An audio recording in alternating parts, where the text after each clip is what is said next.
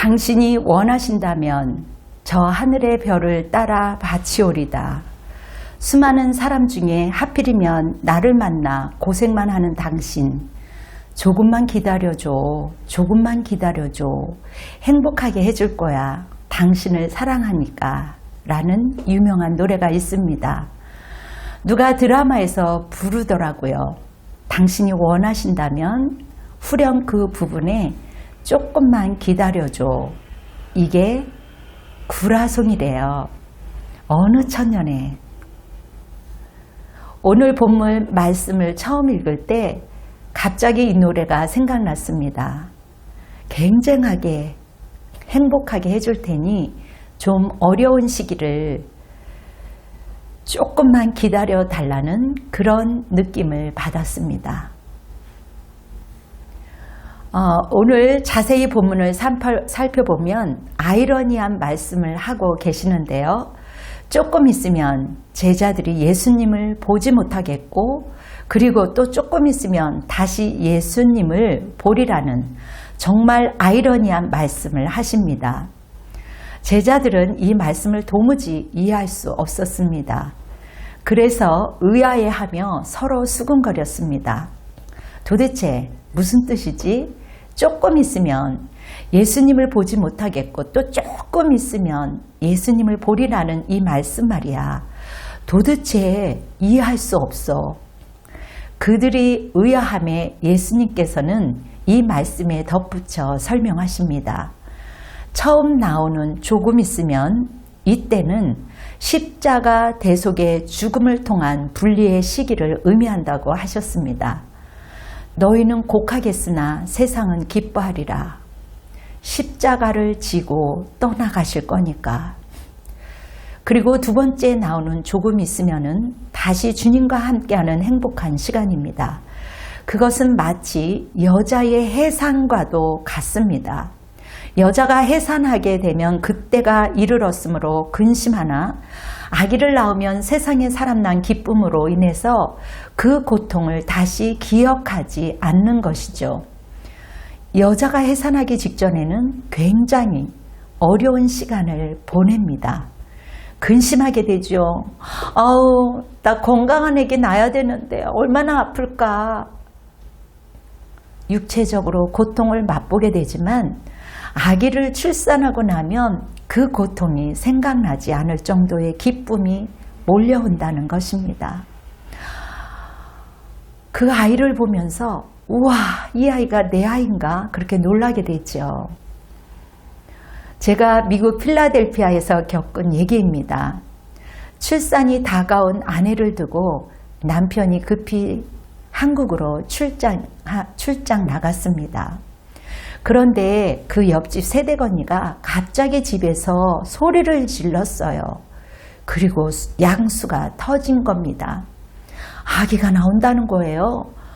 그래서 옆에 있던 두 사람이 그 새댁을 부축을 하여서 막 가는데도 비명을 지르면서 땅바닥에 주저앉고 또 주저앉고 일어나지 못하는 거예요.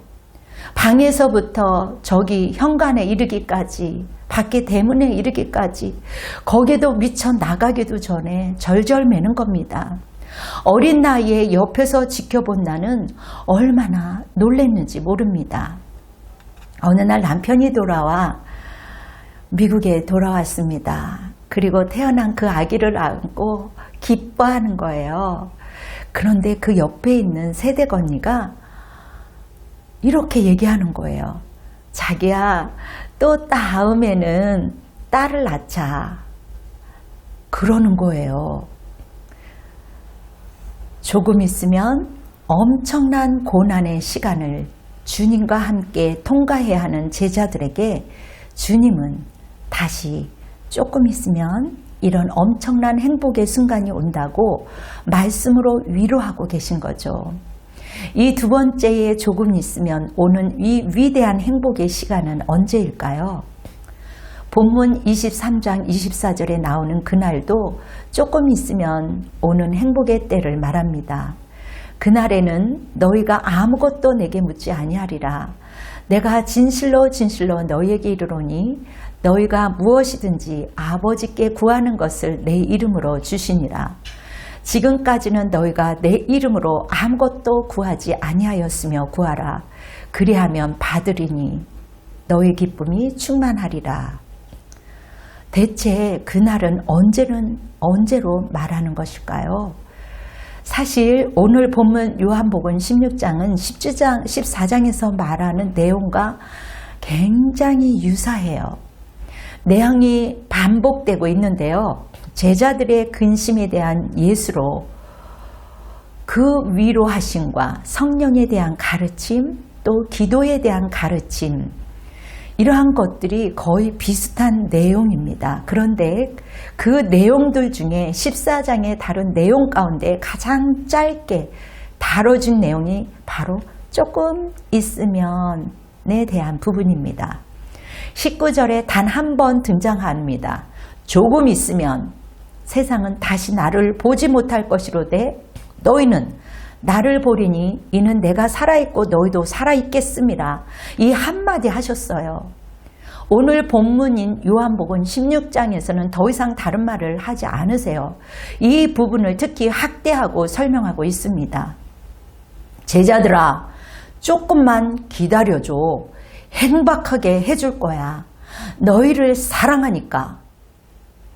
그러나 우리는 이때를 반드시 알아야겠죠. 우리가 행복하게 될 때, 우리 모두가 행복하고 정말 은혜 가운데 편안하고 싶지 않으십니까? 당신은 주님의 약속하신 행복을 누리고 싶지 않으세요? 오늘 행복의 그때가 언제인지 한번 묵상해 봅시다.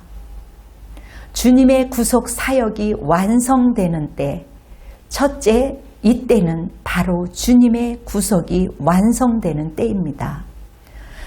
우리 주님이 십자가를 지시고 죽으시고 부활하시고 승천하셔서 하나님 보좌 우편에 앉아 계신 그때를 말합니다. 한마디로 아버지께로 감이 완성되는 그때를 의미하는 거죠. 본문 말씀 17장 18절을 다시 한번 읽어보겠습니다.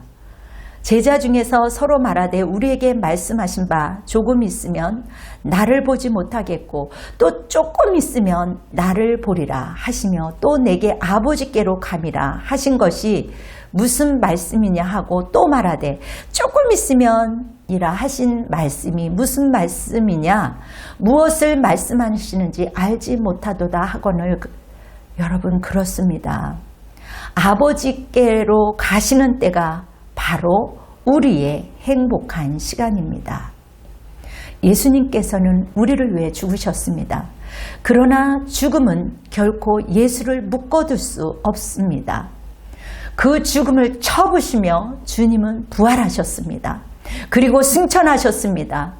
사도신경을 통한 우리의 신앙 고백처럼 하늘에 오르사 전능하신 하나님 우편에 앉아 계신 것이죠.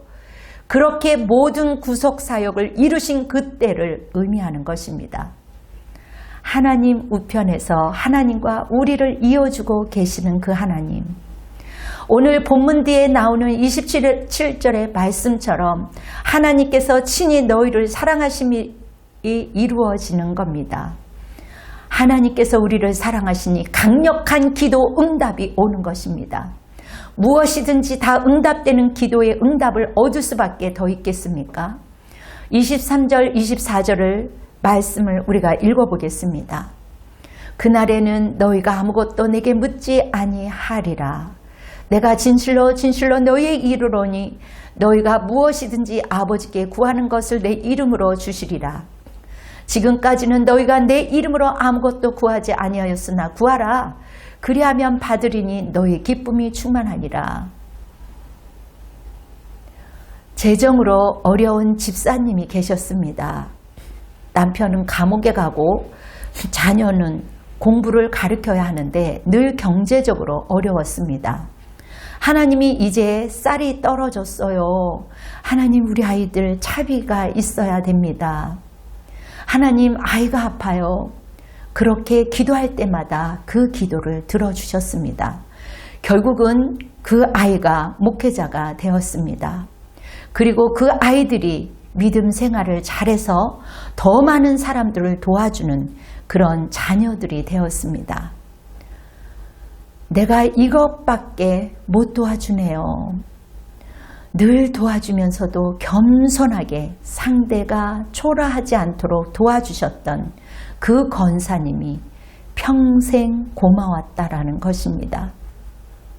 주님이 하시는 일들을 보면서 세상이 줄 수 없는 기쁨이 밀려오더래요. 그 도움을 받은 게 문제였겠어요?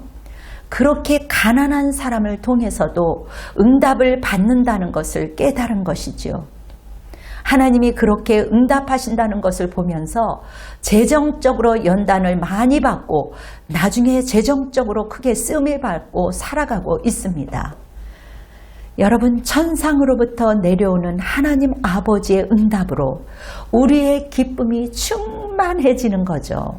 천상의 영광에 사무친 행복감에 떨림과 전율로 가득한 그날인 것입니다. 그렇습니다. 조금 있으면 오는 그날은 주님의 구속사역이 완성되는 때입니다. 둘째, 그때는 성령이 오시는 때를 의미합니다. 주님께서 아버지께로 그렇게 가시면 모든 구속사역이 완전하게 이루어지는 그러한 귀한 하나님의 복된 날입니다. 예수님께서 또 다른 보혜사를 우리에게 보내주셨다고 약속하셨는데요. 오늘 본문 바로 이 부분이 그 이야기를 하고 있습니다. 요한복음 16장 7절에 그러나 내가 너희에게 실상을 말하노니 내가 떠나가는 것이 너희에게 유익이라. 내가 떠나가지 아니하면 보혜사가 너희에게 오시지 아니할 것이요 가면 내가 그를 너희에게 보내리니. 그렇습니다. 주님께서 제자들을 떠나 아버지께로 가시면 성령을 보내주신다고 약속하고 계신 것입니다. 그렇다면 조금 있으면 오는 행복의 그날을 성령이 오신 때를 가리키지요. 그때 성령께서는 우리에게 오셔서 놀라운 일들을 하십니다. 우리를 괴롭히는 세상을 향하여 책망하시고 공격하신다는 거예요. 우리는 든든한 그분과 함께 확신에 차서 흔들림 없이 세상을 대항할 것입니다. 그리고 성령께서는 우리 안에서 사람이 감당할 수 없는 그 진리, 그 신세계, 새로운 약속의 날을 분명히 가르쳐 주실 겁니다. 영광에 찬 장래일을 가르쳐 주실 거예요. 그 확실한 세계를 실감하며 우리를 최대의 행복감으로 떨림과 전율을 느끼게 할 것입니다. 어머니가 어려운 가운데서도 자녀를 지켰습니다. 그리고 그 어린이를 홀로 키웠습니다. 자녀들이 목사님이 되고 장로가 되었는데 나중에 보니 다 응답이 된 거예요. 그런데 기도는 그 당시에 기도는 응답이 없었답니다. 장로 아들이 어느 날 어머니한테 이렇게 물어봤어요. 어머니, 우리 그 당시 때는 굉장히 어려웠잖아요. 기도거에 응답이 없었잖아요. 그래서 무척 힘든 시간을 보냈습니다. 그런데 그렇게 응답이 없었는데 왜 그렇게 고생스럽게 일평생 기도만 했어요? 그런 아들 장로님이 그렇게 말한 겁니다. 어머니가 빙그레 웃으면서 그래, 그때 난 기도하지 않았으면 한순간도 살 수 없었어. 기도하면 평강과 약속과 기쁨이 있었어. 그래서 그 험한 시절, 그 외로운 시절, 그 배고픈 시절, 그 고통 시절을 감당할 수 있었던 힘이 된 거야. 그런데 내가 어떻게 하나님을 안 붙잡고 성령의 인도를 안 붙잡을 수 있겠었겠냐. 시간이 이렇게 지나니까 나도 그렇고 우리 가정을 승리로 이끌어주지 않았겠니? 얼마나 감동스럽냐. 그렇습니다. 그 조금 있으면 그날을 버틴 것이죠. 그날은 보혜사 성령께서 오시는 그날인 것입니다. 자, 이제 조금 있으면 그날에 대한 감이 잡히지 않습니까? 사도 요한은 예수님의 조금 있으면이라는 구절을 통하여 그의 독자들에게 아주 중요한 도전을 주고 있는 겁니다. 사실 그렇습니다. 도전이 뭐겠어요? 셋째, 조금 있으면 오는 최대치의 최대의 행복이 그날 다름 아니라 바로 지금이라는 사실인 거예요. 복음의 누림이 지금 있다라는 것입니다. 요한복음 16장 23절 24절 그날에는 너희가 아무것도 내게 묻지 아니하리라. 내가 진실로 진실로 너희에게 이르노니 너희가 무엇이든지 아버지께 구하는 것을 내 이름으로 주시리라. 지금까지는 너희가 내 이름으로 아무것도 구하지 아니하였으나 구하라. 그리하면 받으리니 너희의 기쁨이 충만하리라. 그날에는 너희가 아무것도 내게 묻지 아니하리라 하면서 조금 있으면 오는 최대의 행복감이 오는 그 날에 대하여 이야기하다가 요한 사도는 독자들에게 갑자기 지금까지는 너희가 내 이름으로 아무것도 구하지 아니하였으나 구하라. 그리하면 받으리니 너희의 기쁨이 충만하리라는 현재적인 명령을 내리고 있습니다. 요한은 사실 조금 있으면을 통하여 그날이 이미 우리 가운데 다가왔음을 선포하고 있는 겁니다. 오늘 이 자리에 우리는 평안을 누리고 행복을 누리는 것입니다. 오늘 요한복음을 읽는 독자들은 예수님 시대의 사람들이 아니었습니다. 이미 공생애를 마치고 십자가의 부활 승천을 통해 아버지께로 감히 완성된 시대, 구속 사역의 완성된 시대를 사는 사람들이었지요. 그리고 이미 오순절의 성령 강림을 맞이한 이후의 시대를 사는 그리스도인들이 요한복음의 독자들이었습니다. 이런 아이러니한 말씀을 통하여 선포되고 있는 거예요. 그러니 24절에 지금까지는 너희가 내 이름으로 예수님의 이름을 사용하는 우리의 법적인 권한으로 이제는 구하라는 거지요. 그동안 아무것도 구하지 아니하였지 구해라. 그리하면 받을 거야. 너의 기쁨이 충만해질 거야. 그런 말씀인 겁니다. 지금까지는 아무것도 구하지 않았지만 지금부터 구하라는 말씀 아닙니까? 지금이 바로 그때라는 거예요.